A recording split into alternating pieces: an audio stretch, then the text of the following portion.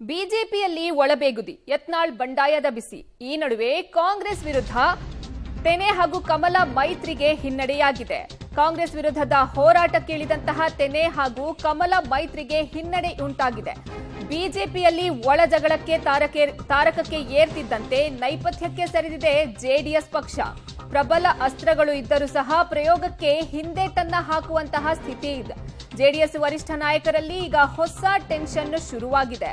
ಬಿಜೆಪಿಯಲ್ಲಿ ಒಳಬೇಗುದಿ, ಯತ್ನಾಳ್ ಬಂಡಾಯದ ಬಿಸಿ ನಡುವೆ ಕಾಂಗ್ರೆಸ್ ವಿರುದ್ಧ ಹೋರಾಟಕ್ಕೆ ಇಳಿದಿದ್ದಂತಹ ತೆನೆ ಹಾಗೂ ಕಮಲ ಮೈತ್ರಿಗೆ ಹಿನ್ನಡೆ ಉಂಟಾಗಿದ್ಯಾ ಅನ್ನುವಂಥ ಪ್ರಶ್ನೆ ಈಗ ಕಾಡ್ತಾ ಇರೋದು. ಬಿಜೆಪಿಯಲ್ಲಿ ಒಳ ಜಗಳಕ್ಕೆ ತಾರಕಕ್ಕೆ ಏರ್ತಾ ಇದ್ದಂತೆ ನೈಪಥ್ಯಕ್ಕೆ ಸರಿದಿದೆ ಜೆಡಿಎಸ್ ಪಕ್ಷ. ಪ್ರಬಲ ಅಸ್ತ್ರಗಳು ಇದ್ರೂ ಸಹ ಪ್ರಯೋಗಕ್ಕೆ ಅವರು ಹಿಂದೇಟನ್ನ ಹಾಕುವಂತಹ ಸ್ಥಿತಿ ಈಗ ಎದುರಾಗಿರೋದು. ಬಿವೈ ವಿಜಯೇಂದ್ರ ಹಾಗೂ ಯತ್ನಾಳ್ ನಡುವಿನ ಫೈಟ್. ಈ ಸಂಬಂಧಪಟ್ಟಂತೆ ಮಧ್ಯಪ್ರವೇಶ ಮಾಡ್ತಾರಾ ಎಚ್.ಡಿ. ಕುಮಾರಸ್ವಾಮಿ ಅಂತ? ಯಾಕಂದ್ರೆ ಬಿಜೆಪಿ ಸಮಸ್ಯೆ ಅಧಿವೇಶನದ ಒಳಗೆ ಇತ್ಯರ್ಥ ಆಗ್ಬೇಕು ಅನ್ನೋ ನಿಟ್ಟಿನಲ್ಲಿ ಎಚ್.ಡಿ.ಕೆ ಮುಂದಾಗ್ತಾರಾ? ಬಿಜೆಪಿ ಹೈಕಮಾಂಡ್ ಜೊತೆಗೆ ಈ ಬಗ್ಗೆ ಮಾತುಕತೆಯನ್ನ ನಡೆಸಬೇಕು. ಅನಿವಾರ್ಯವಾದ್ರೆ ವಿಜಯೇಂದ್ರ ಯತ್ನಾಳ್ ಜೊತೆಗೆ ಮಾತುಕತೆಯನ್ನ ನಡೆಸ್ತೀವಿ, ಮಧ್ಯಪ್ರವೇಶ ಮಾಡುವ ಬಗ್ಗೆ ಆಪ್ತರ ಬಳಿ ಎಚ್.ಡಿ.ಕೆ ಮಾತುಗಳನ್ನ ಆಡಿದ್ದಾರೆ.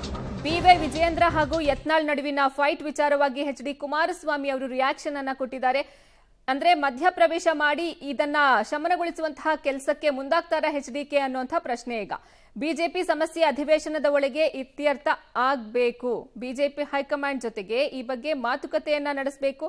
ಅನಿವಾರ್ಯವಾದ್ರೆ ವಿಜಯೇಂದ್ರ ಯತ್ನಾಳ್ ಜೊತೆಗೆ ಮಾತುಕತೆಯನ್ನ ನಡೆಸ್ತೀನಿ, ಮಧ್ಯಪ್ರವೇಶ ಮಾಡುವ ಬಗ್ಗೆ ಆಪ್ತರ ಬಳಿ ಎಚ್.ಡಿ.ಕೆ ಮಾತನ್ನ ಆಡಿದ್ದಾರೆ.